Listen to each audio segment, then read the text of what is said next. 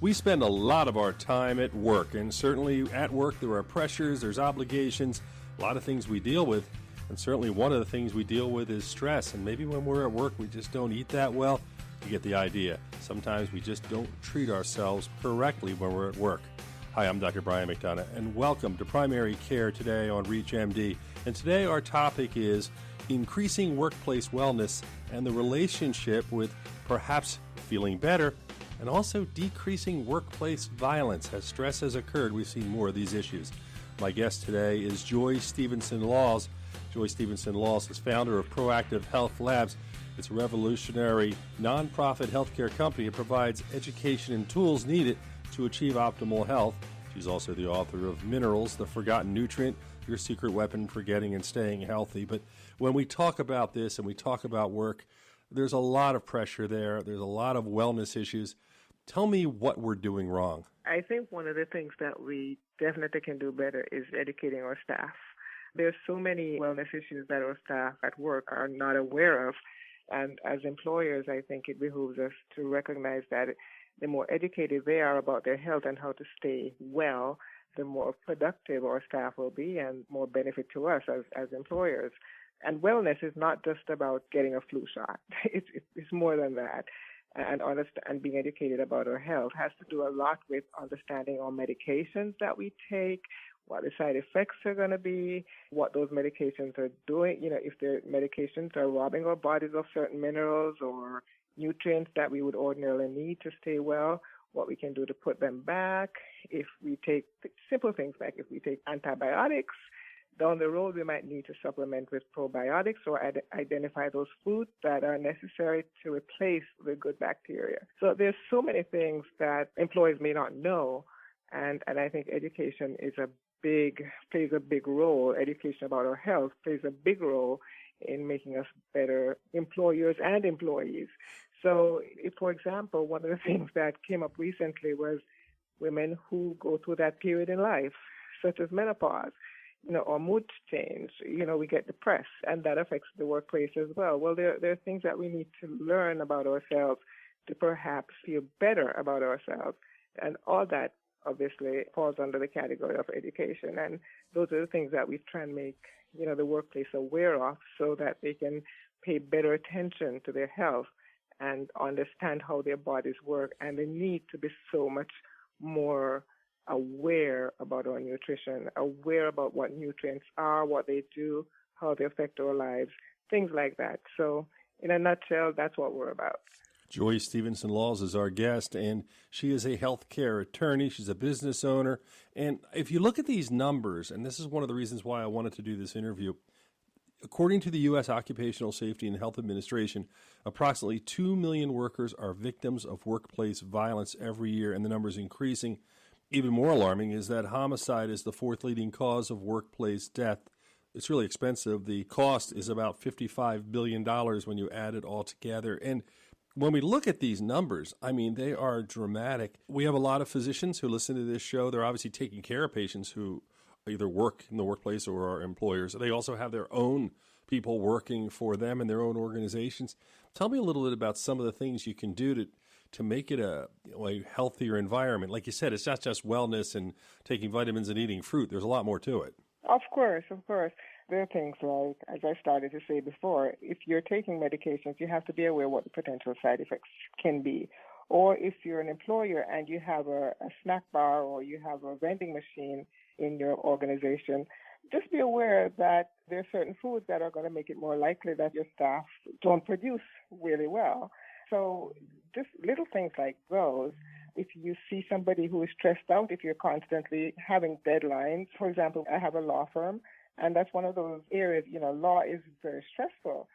So you have to be aware of that and make sure that you put things in place. For example, identify when the staff is going to be stressed out and perhaps have more fruits and vegetables in the kitchen as opposed to candy bars, not having soda in the vending machine, having them take breaks, make sure that they get home at a certain time, put proper staffing in place so that things aren't done at the last minute and you're more proactive about deadlines so that you don't wait until the last minute to do things.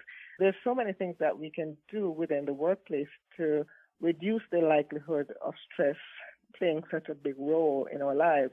And obviously, one of the other things we need to understand is, while we cannot prevent stress, we can make sure that we're better equipped to handle stress. And one of the ways to be better and handle stress better is to move, to exercise, to perhaps eat better, to make sure that we're nutritionally balanced, to make sure that whatever factors we can control in our lives when it comes to diet, medications, and nutrition, that we do so.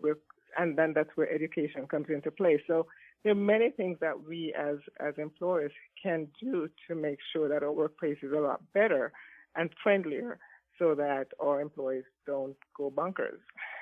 You brought up something in your work and in your writings, which I find very interesting. We talk about, and most companies have employee assistance programs, especially bigger companies, and they build them up. But one of the things you said, I thought, which was really interesting, is most of the initiatives, while well-intentioned, fall short of the goal of producing long-term benefits. Instead, the initial groundswell of enthusiasm for the programs tend to wane after a few weeks or a month with both employers and employees. And it's really interesting you say that, because I almost find that always with patients.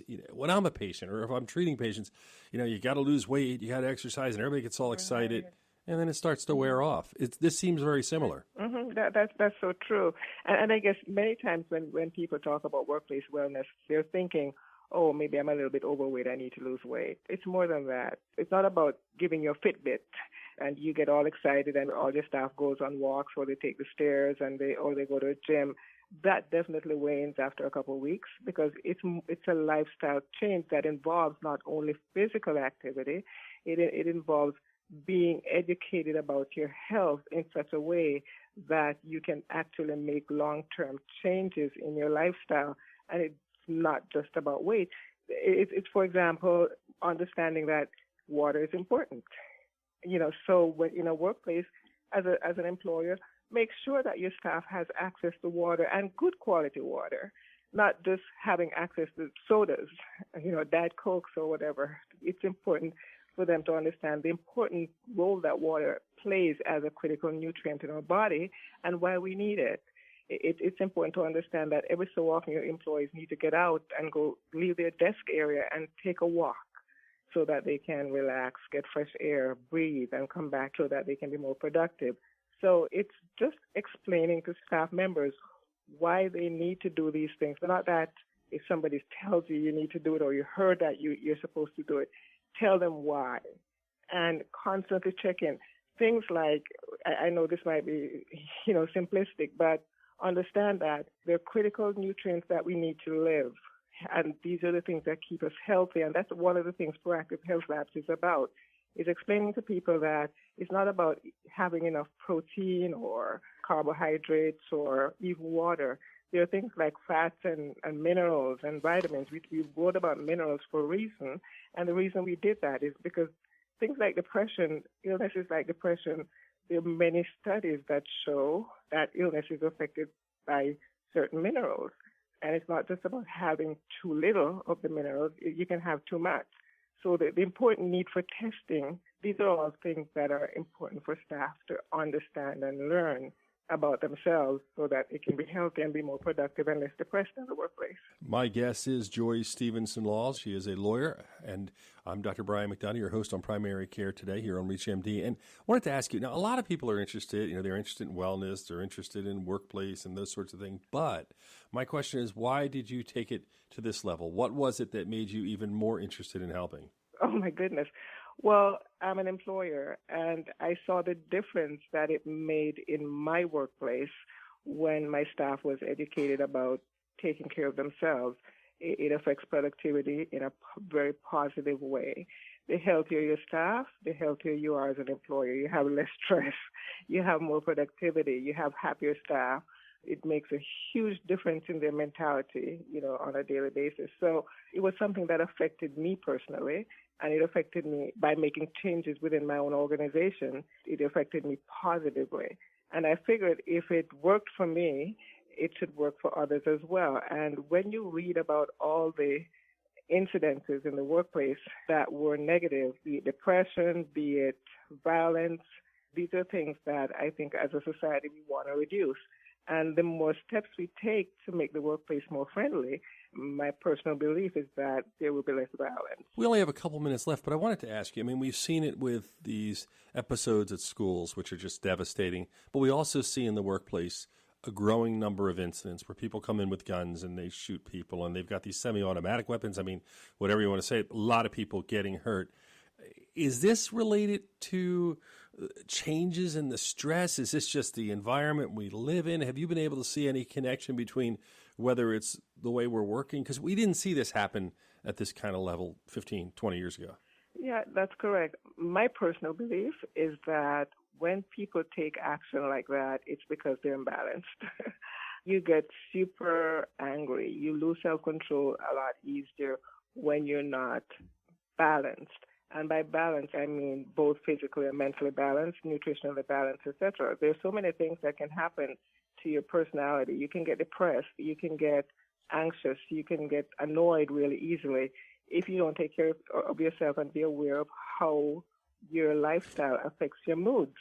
And that's one of the reasons why we focus so heavily on nutrition and activity, because those two things play a huge role in keeping you balanced, physically and emotionally balanced. Nutrition does a whole bunch in making sure that you're balanced. And it's important at different stages to do various tests to determine whether or not you're balanced and to make efforts to identify those foods that you can eat or get medications or whatever to keep you balanced. So I do think with the rising rates of obesity, which it has increased since perhaps years ago, I think that leads a lot to many of the issues that we have as it relates to being balanced.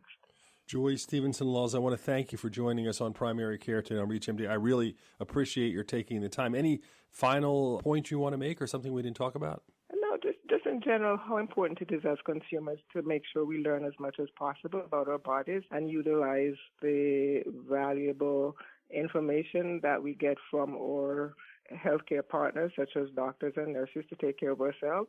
But as much good that they do, it's also incumbent on us as consumers to learn as much as we can so that we can ask intelligent questions when we go see our personal doctors. Our guest has been Joy Stephenson-Laws. I'm Dr. Brian McDonough. I want to thank you for listening to Primary Care today here on ReachMD. If there is anything you didn't hear, you want to hear it again, you can always download the podcast at reachmd.com. Thank you so much for listening.